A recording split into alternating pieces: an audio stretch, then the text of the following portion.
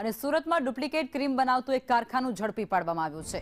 પૂણા વિસ્તારમાં દુકાનમાં નકલીનો વેપલો ચાલતો હતો। આરોપી બ્રાન્ડેડના નામે નકલી ક્રીમનું વેચાણ કરતો હતો। ડુપ્લિકેટ ક્રીમ બનાવી અને અસલી કંપનીનું સ્ટીકર તે ક્રીમ ઉપર ચોંટાડતો હતો। જોકે પોલીસે 1.99 લાખથી વધુનો મુદ્દામાલ ત્યાંથી જપ્ત કર્યો છે। પોલીસે 21 વર્ષીય યુવક અર્શિત દેસાઈની પણ ધરપકડ કરી લીધી છે। સાથે જ સ્ટીકર, રેપર, હીટગન મશીનો સહિતનો જે મુદ્દામાલ હતો તેને પણ જપ્ત કરી લેવામાં આવ્યો છે અને છેલ્લા 1.5 મહિનાથી આરોપી નકલી ક્રીમનું વેચાણ કરતો હતો તેવી વિગતો પણ ત્યાંથી સામે આવી રહી છે। સંવાદદાતા મનીષ અમારી સાથે જોડાઈ ચૂક્યા છે। મનીષ, સુરતમાં ફરી એક વખત નકલી ક્રીમ જે વેચતો હતો વ્યક્તિ તેની ધરપકડ તો થઈ ચૂકી છે, પરંતુ આ નકલીનો વેપલો સુરતથી ફરી એકવાર સામે આવ્યો છે, શું કહેશો?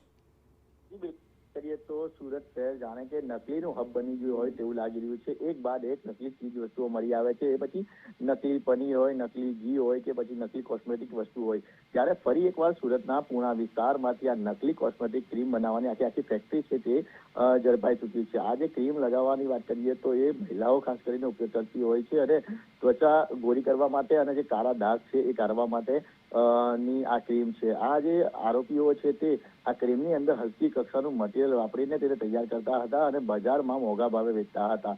સુરત શહેર પોલીસ, પૂણા પોલીસ અને જે કંપનીના કર્મચારી છે તેને બાતમી મળી હતી અને બાતમીના આધારે સર્ચ ઓપરેશન હાથ ધરવામાં આવ્યું હતું। ત્યાં મોટા પ્રમાણમાં આ નકલી ક્રીમનો જથ્થો ઝડપી પાડવામાં આવ્યો છે। હાલ જે છે કહેવાય છે એક આરોપીની ધરપકડ કરી લેવામાં આવી છે અને તેની વધુ પૂછપરછ હાથ ધરવામાં આવી છે, કારણ કે અત્યાર સુધીમાં આટલો મોટો માલ જે ઝડપાયો છે અને કોને કોને વેચ્યો છે, કયા કયા વેચતા હતા, કયા કયા સેન્ટરો પર આનું વેચાણ થતું હતું, તે દિશામાં પણ હવે પોલીસે તપાસ હાથ ધરી છે। એટલે સુરત શહેરમાં એક બાદ એક નકલી પકડવાનો સિલસિલો જે યથાવત છે, ત્યારે ફરી એકવાર સુરત શહેરમાંથી આ પ્રમાણે નકલી કોસ્મેટિક વસ્તુઓ મળી આવી છે।